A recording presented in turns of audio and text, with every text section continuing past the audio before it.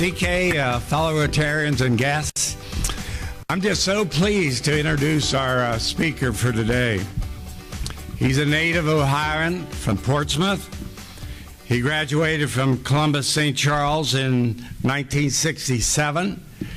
He has his bachelor's degree from Ohio Dominican in 71, a master's degree from Xavier University in 73, and his PhD from Bowling Green in 1983. He served before taking the job with the association, he served Ohio schools for 30 years. He's been a teacher, he's been a coach, he's been a guidance counselor, he's been a principal, and of that 30 years, 21 years he was a superintendent. Some of you may remember Dr. Ross. He was a superintendent at Pickerington Schools for 11 years. Tremendous background. Incidentally, I called his secretary for his bio. I don't know if you can see it, but I got like 2 pages. And I've condensed it. He's just a fantastic individual. If you've ever seen the OHSAA Final Four of the state basketball tournament back in the 80s, you probably saw Dr. Ross. He worked 5 state boys Final Four and 2 girls, and the only way you get to work at the state tournament is by a vote of the coaches. So that gives you a little insight from an athletic standpoint, the official that he was. 2003 was a big year for Dan. The Ohio PTA selected him as Superintendent of the Year, and the Ohio Music Association selected him as Administrator of the Year. And I found this very interesting. I didn't know it, and I know Dan well, but he's the past president of the Avon Lake Rotary Club. That's awesome. He's taught classes at Bowling Green, Ohio U, Baldwin Wallace. He's been at Columbia. He represented the United States on an educational mission to Russia and China. Dan and his wife Chris have been blessed with 4 children and also blessed with 7 grandchildren. And in closing, I think I would say that one of the challenges when you have the position he has, our predecessors have placed Ohio at the top. We're like the role model for other state associations. And the one thing you don't want to do where you're in that position he has is to do anything to take away what our others have done in the past. And let me tell you, this man has made a fantastic leap. Not only are we up above, but we're way up here now. They look at Ohio when they do their programs in the various states. And I would want you to know, and I'm not going to say this in Ohio, but this gentleman is the finest advocate for youth and their education in a country, not only for athletes, but more importantly, for non-athletes. And again, let me introduce you to a fine administrator, but even a better person, the 9th Commissioner of the Ohio High School Athletic Association, Dr. Dan Ross.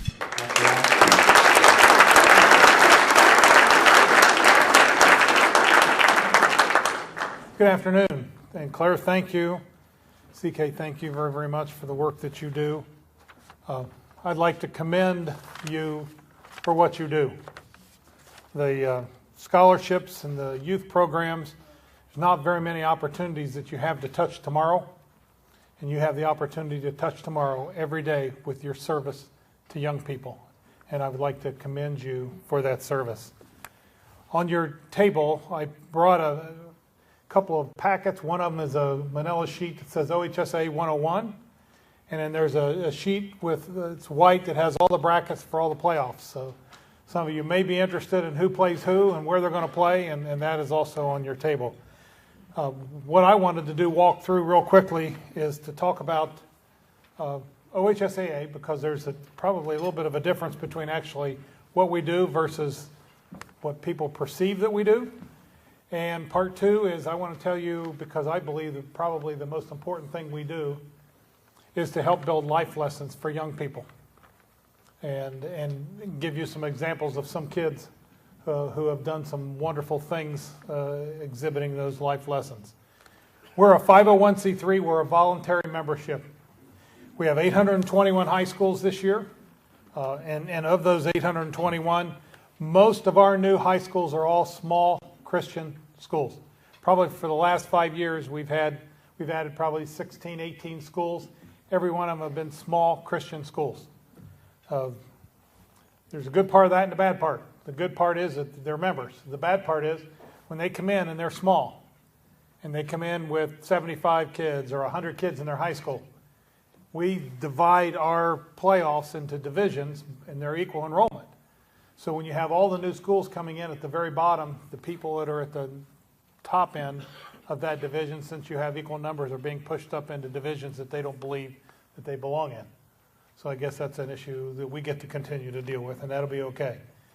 856 middle schools. We are one of the few associations in the country that deals with 7 through 12. 24 different sports. And some of them that are on the radar screen. Lacrosse. Lacrosse, it takes 150 schools in order to be considered to be a member. That's to be 150 out of the 821. We have 122 schools right now where the school is sponsoring lacrosse, and we have 24 club teams. So when you put them together, we are just knocking on the 150. So I would imagine probably within 2 years, lacrosse will probably be a sponsored sport. Some of the other ones that we have on the radar screen: archery. Yes, that sounds interesting. Northwest Ohio, Northeast Ohio, Southeast Ohio, archery is big. Now think about that. What are they going to do in the fall? It's a fall sport. They're all going hunting. I was at a school last Monday, and they had probably 200 kids out, all the targets, and they're all shooting. And I said, well, gosh, is this one of your classes? They said part of it's classes, part of it's kids for study hall, and they're trying to get ready for deer season. So there's a method in their madness. Ultimate Frisbee. I don't know whether you've ever seen Ultimate Frisbee. It's kind of like golf with the Frisbee. It's a very, very fun sport, and it's kind of one that is also inexpensive. Kind of like archery. Archery is not an expensive sport. Rugby. Rugby is one that's kind of interesting because the U.S. Olympic Committee just added rugby to the 2016 Olympics. And so that'll be the first time you're going to see it in the Olympics. And the assistant director for that, for the U.S. Olympic for rugby, is from Ohio, graduated from Bowling Green. So they've been coming back through and working with kids with rugby. Rugby's cheap. You need a T-shirt, number on the back, football, and you can play in a city park. So that's one of the pieces that keeps that. And you think, well, what about the concussions? The concussion piece isn't as high as it is probably with football, but the concussion piece is also one of the things with rugby that when you think about it, there's no helmets. So one of the suggestions even for football is to take the face mask off, because they're not going to be going face-to-face and drilling people without a face mask on your helmet. So two other ones that have come up even this fall that really are not on our radar screen, but I thought I would give you an idea of some of the ones that we hear. Rodeo. Northwest Ohio, there is a rodeo circuit that comes through Northwest Ohio every summer. And when the rodeo circuit leaves, the phone calls to us start about when you're going to start rodeo. We're not. The other one that just came in a week ago, and it's one that I've never heard of, but maybe some of you have: sand wrestling. Anyone? It's a spring sport somewhere, but it isn't going to be in Ohio. But it was kind of interesting because the person was very, very passionate about we needed to start sand wrestling, and I thought, oh, I've never heard of it. So it must be some, I don't know about. Sounds like a grudge match. We have 400,000 athletes that are participating in our high schools. With that, that puts Ohio third in the country number-wise. California's first, Texas is second, and Ohio's third. And number of schools-wise, we're third. Number of kids-wise, we're fourth. We're 12,000 kids behind New York. So when Clara mentioned about where we stand, you don't really stop and think about Ohio being third or fourth, depending on the classification across the country because of the number of and the size of many of those states. 17,000 officials. If anybody wants to know what we do all summer, we're in the process of certifying and getting our officials ready to go because August 1st, they have to be ready to go. And we have 17,000. We're probably second in the country with the number of officials that we have. 65,000 coaches. And one of the things that we did do, and we were one of the first states in the country to do, is coaches education. That number of coaches, the percentage of those who are no longer teachers is growing every year. It's probably 60 to 65% of the coaches are not teachers, are coming from outside the school system. And so we instituted 5 years ago a coaches education program because we believe that everyone that works with youngsters should have some kind of training in the care, nurturing, and development of young people. And so every coach is now required to go through a coaches education program to get certified, and we believe very strongly with that. Our revenue, we have no tax dollars. And that for me is a good thing. And Claire can probably assert this also, that usually on Monday morning, we get probably 10, 15 phone calls about we need to view the film because the team really shouldn't have lost because the official made a mistake. And usually after the third or fourth call from the same person or the same school, they're going to reach their legislator and have our funding jerked. And we remind them they can have all of zero that they can get because we do not get a penny from the state funding. Ticket sales is about 80% of our revenue. 10% officials' dues, and 10% we have three major sponsors: Farmers Insurance, American Dairy, and Marathon Oil. So they are our three primary sponsors. For our members, and we are the only state in the country that does all five of these, there's no membership fee. We do not charge our schools to be a member of the association. And when they put their teams in the tournament, we do not charge for participation. There are many states that they either charge a membership fee, and some of them are fairly stiff, $1,000, $2,000 to be a member, and then $250 for every sport that you're going to be in the tournament. We do not do that, and we do not do that for a very specific reason. Because if we have to charge, and when you stop and think, you're dealing predominantly with the schools inside Columbus, and that would be affected by that. But if you're at Bloomfield Mespo up in Geauga County, I mean, when you go there, their school's not a whole lot bigger than this restaurant. And I said to them, okay, you now have to pay a couple $1,000s to be a member, and for every team that you have, it's going to be $250. They're going to say to me, okay, what sports are we not going to offer? Because they're not going to be able to do that. And I want schools to have the opportunity to provide that opportunity for every child that walks through the door, if that's something that they want. And so we don't charge them for that. They get a bonus on their ticket sales. When they go to the tournaments and you sell your tickets at the schools, we always suggest go to the school and buy your tickets because they get a 20% bonus off of every ticket that's sold at the high school, which is a great thing. We want that because it's an infusion for that athletic department. And that athletic department is now paying for many things out of the athletic department that used to come out of the general fund 20 years ago, 10 years ago. And so you're helping your school. Reimbursement on regional and state. When they come to the state tournament and they play in our state tournament, we cover their mileage, we cover their hotels. We returned $2.6 million last year to our schools for their involvement in our tournaments. and that may be one of the highest in the country. And the one that's probably the most expensive for us, but also probably helps, we cover all the catastrophic insurance for every athlete that plays in one of our sports in the state. And that's about an $800,000 hit to our budget, but honestly, they can't get it. If they have football or wrestling and they go out and try to get catastrophic insurance, it'll be very, very difficult for them to be able to afford that. So we also don't want them cutting tennis and gymnastics and golf and all the non-revenue sports because they have to pay their catastrophic insurance. So we pick that up for them. What we do, we believe very, very strongly in what we call education-based athletics. Education-based athletics means that the athletics department, the athletic activity, is an integral part of your education. But the crown jewel is the academic portion of what that school has to offer. We are kind of the lab portion. Give them an opportunity to learn life lessons, and we're going to talk about that in just a second. What are some of our duties? Conduct the best tournaments possible. We are moving the football state tournaments to OSU this year, and it'll be back for 2, probably 3. There's a lot of people that agree with you. Southwest Ohio, Southern Ohio, West Central Ohio, now their travel is probably going to be an hour and a half, 2 hours rather than 4. And they're very, very pleased with that piece.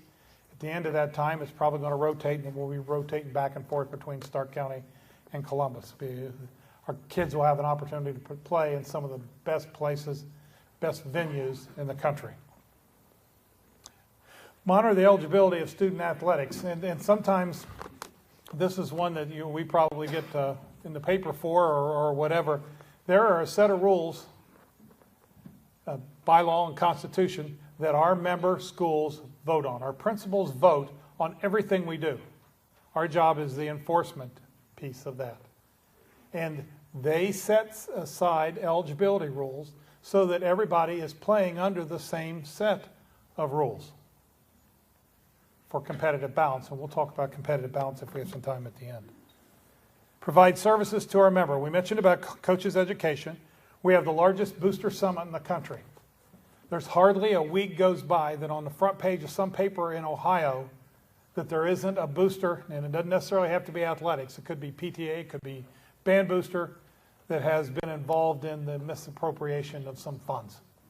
And so we've been having booster summits to try to bring people in to say, okay, this is the appropriate way to deal with this. If you're a school person and you have that booster, this is the best way to put them under control, put them under your wing and do that. And sometimes boosters are driving the bus, and the boosters got to remember that the school's driving the bus and then they're in the bus and they're a partner with that. Safe school zone.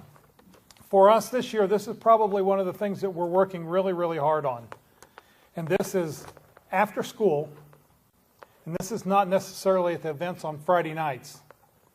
This is after school. What would you do if you're a coach and you're at practice and a youngster goes down? Let me use an example. Football kid. Thank the good Lord that this wasn't in Ohio. Football kid at practice goes down during practice. The coach gets in his pocket, gets his cell phone, calls 911. Sends 2 kids down to the end of the field to open the gate so that the squad can get in. Sends 2 other kids into the school to get the AED. Well, the 2 kids come back, they can't get the gate open. There's nobody around that anyone knows has the keys. The 2 kids come back from looking for the AED, and it's locked in a room in the building, and they don't have the keys to that one. The AED is at a soccer match. The youngster passes. We are working really, really hard with our schools that when they start practice every season to take 15 minutes and review your procedures for how you're going to deal with a situation like that. Or, and I'll use another one, and this is one that's not having from this position, but having been a school superintendent for a long time. Freshman basketball coach. It's normally not somebody that's going to be a lifer. It's somebody that's going to be new usually because the freshman coach moves up to be the JV coach, etc. Freshmen usually don't get the prime 3:30 practice time either. Usually it's varsity boys and girls, and they rotate, JV boys and girls, and they rotate, and the freshmen are usually going to be later in the evening. Mom and Dad are going to have to bring them, and then Mom and Dad are going to have to pick them up because they're usually not driving. That young coach, it's 9:30 at night. Principal's not going to be there at 9:30 at night, neither is the AD. If a youngster goes down in that practice, what's that person going to do? The only other adult probably in the building is the evening custodian. Your response is exactly like the last set of principals that I sat and talked to. Because they were looking at me like, oh, I didn't really think about that. Well, we need to think about that because we're dealing with kids. And so our work this year is working on this one. 5 years ago, we had the same conversation about concussions. And truthfully, the high school venues have been way out in front on concussions. Our sports are much, much, much safer because we've grabbed our trainers, we've grabbed our doctors, and we're working really, really closely with them on our concussion issues in our schools and in our sports. Service Week. We have a Service Week once a year. It's usually in December. And our Service Week this year is tied with Maria's Message with Dom Taberry. And so we have, with our foundation, we had the largest leadership conference in the country about 3 weeks ago. We had about 1,500 kids that were here, and Dom was one of the pieces that we're trying to tie all of our leadership activities with our kids and their projects to Maria's Message. And our sports medicine piece, as I mentioned, our concussion piece, we've been way, way, way, way out in front. The new protocols that you saw in House Bill 143 were our protocols. We've had them in place. Truthfully, at the beginning, that wasn't well received because there were an awful lot of people when you say, okay, the official sees a youngster and they believe he's exhibiting the signs, or she, exhibiting the signs, symptoms of a concussion, then they take him to the sideline and give him to the coach. Well, what happens if the official graduated from the other school and he's just going to take our best player and take him over? I don't really care. If that youngster is exhibiting any signs for a concussion, they should not be in the contest. And they shouldn't come back in until the doctor has released them to be able to come back to play.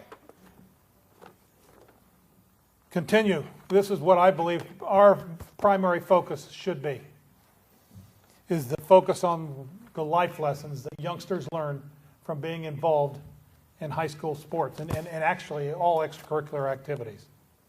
What are those? Teamwork, commitment, dedication. You got to follow the rules. If you get knocked down, you got a choice. You can stay down or you can get back up. Honesty, integrity.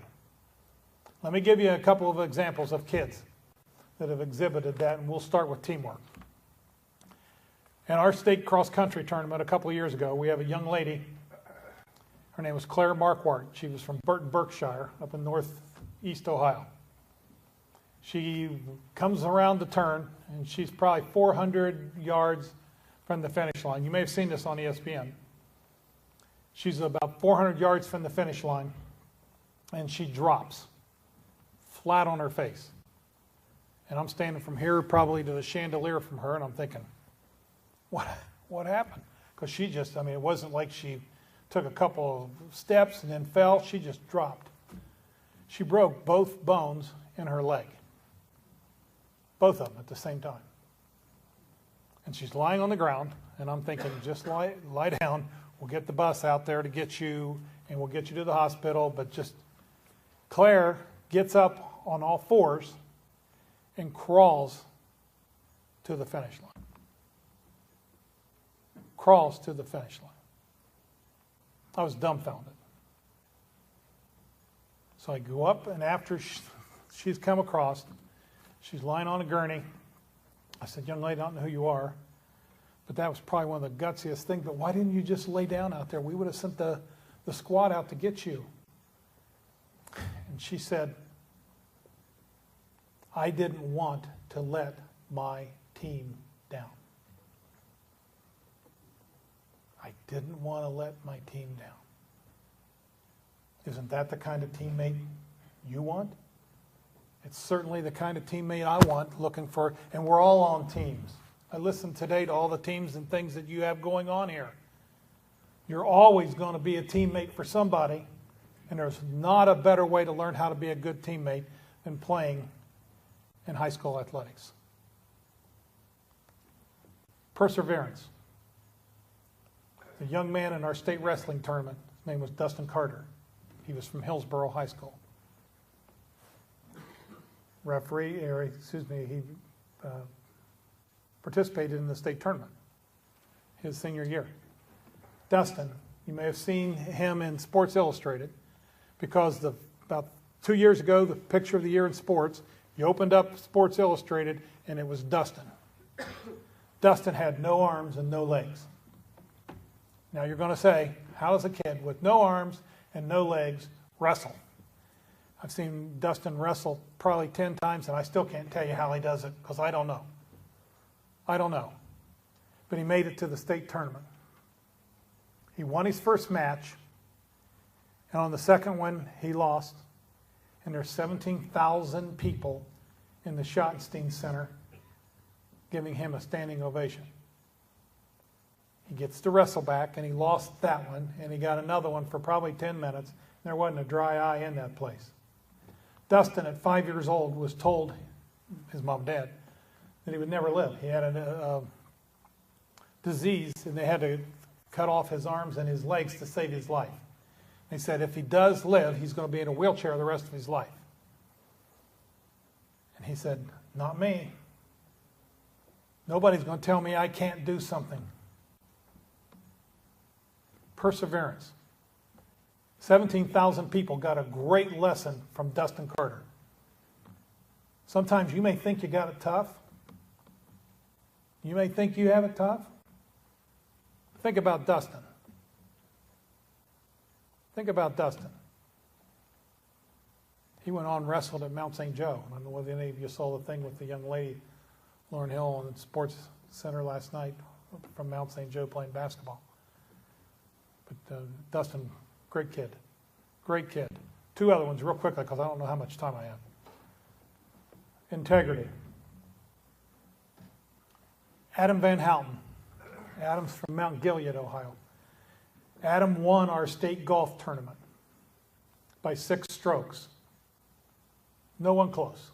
He was the medalist by 6 strokes. He's walking off, got his medal. He's the state champion. Walking back to the car. He reaches in his pocket, pulls out his card, and he's just kind of going down through each hole. He gets to hole 10. It was on Scarlet at Ohio State. And he goes, I don't think I had a 4 on that. He said, I think I had a 5. And he's walking with his coach. But he's saying this before he starts openly having the conversation with his coach. He's saying this to himself. I have lunch with Adam every summer because he's one of the most special kids you'll ever meet. So he said, I'm going to go back and I'm going to get on 10 and I'm going to walk. He said, my first shot went here, second one went here. Third one was here. He said, I laid up. He said, I had a 5. I didn't have a 4. Adam turned around, walked to the table, and you know what happens if you sign your card and it's incorrect, and DQ'd himself. DQ'd himself. The only person in the world that knew.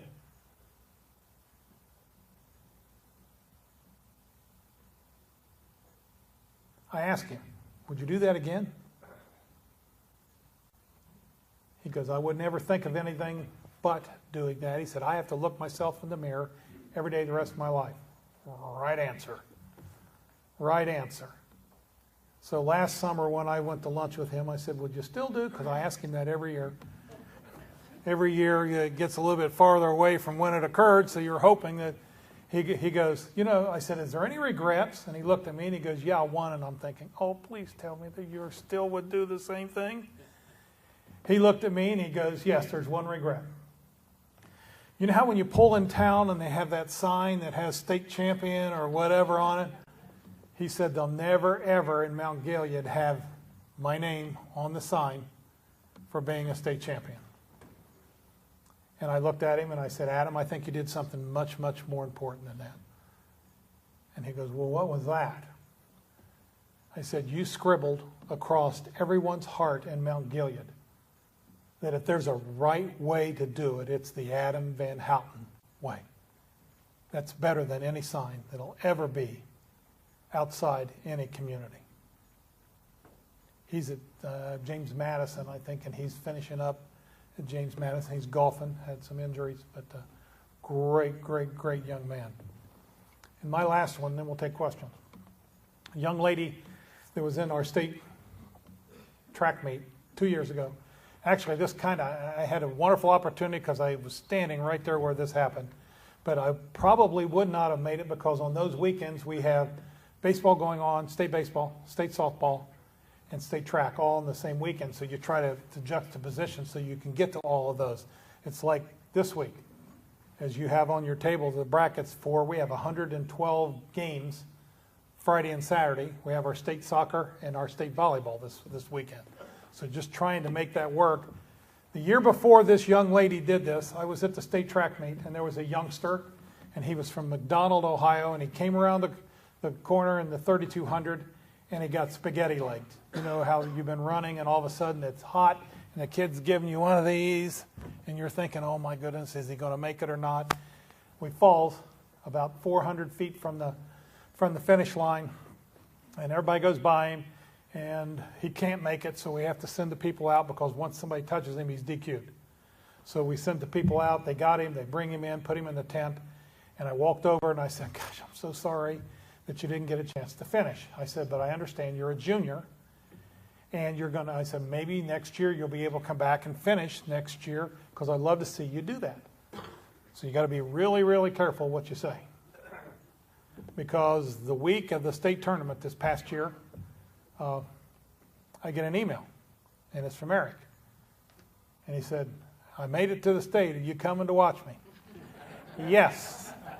So whatever my schedule was, I was going to be there that day, which that race was, and he ran and he finished in the top 8.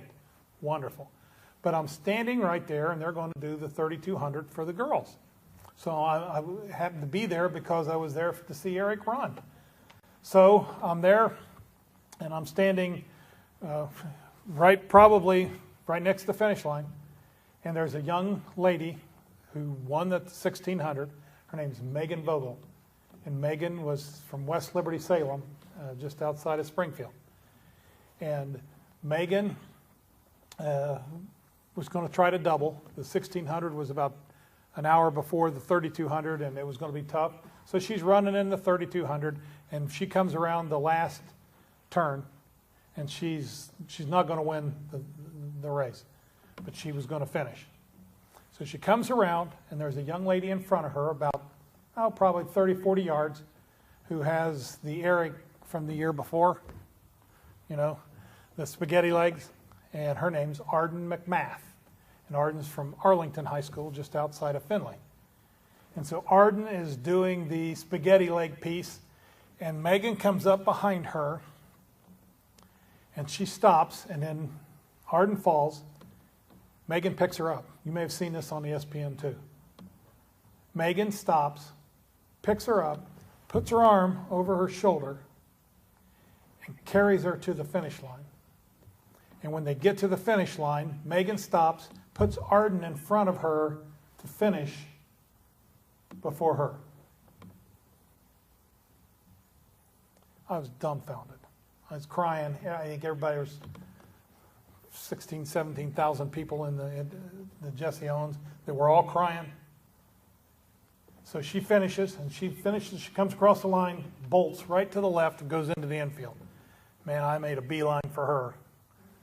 I said, young lady, I don't know who you are, but that was one of the most amazing things I've ever seen. And she looked up at me, and she goes, because she's about this tall, she looked up and she goes, what? I said, the fact that you stopped to help her, and then when you got to the finish line, you put her in front of you? She said, well, that's what you do, isn't it? Yes, that should be what we do. we should all take time to stop and pick someone up that needs that help and put them in front of us and help them get where they need to go. Isn't that what service above self is? That should be the Rotary piece. That when somebody needs that, you stop, you help them, you pick them up, you put them in front of you, and you finish together. And that's what we're trying to make sure happens with our kids. And I know that's what you're trying to do with your service to youth. I appreciate what you do. Thank you for what you do. We're working really, really hard to bring our kids to the point where we get everybody doing those kind of things, but that's our goal. And it's a noble goal, and we're going to continue to work hard at that. Questions? Anyone?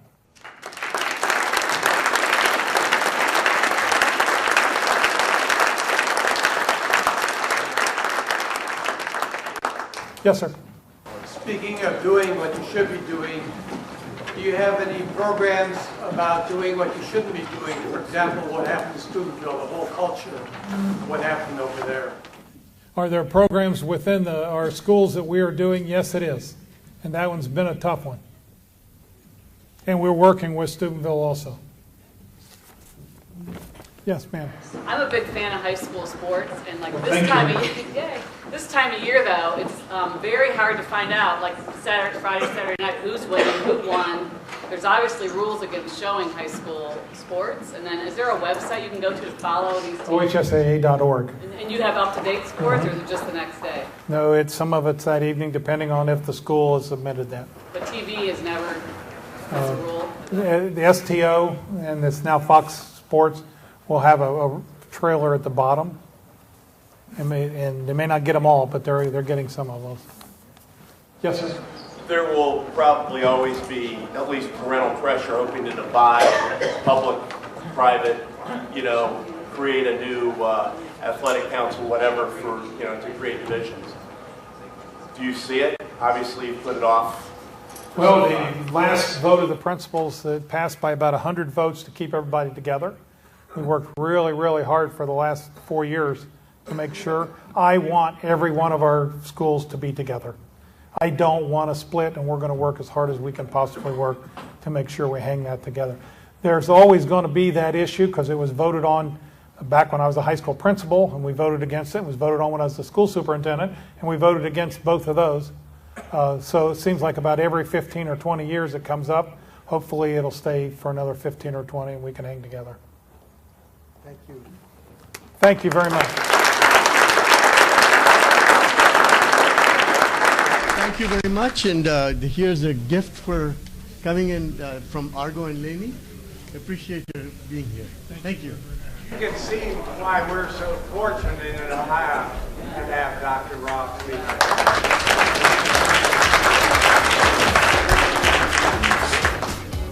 See you all next week. Thank you.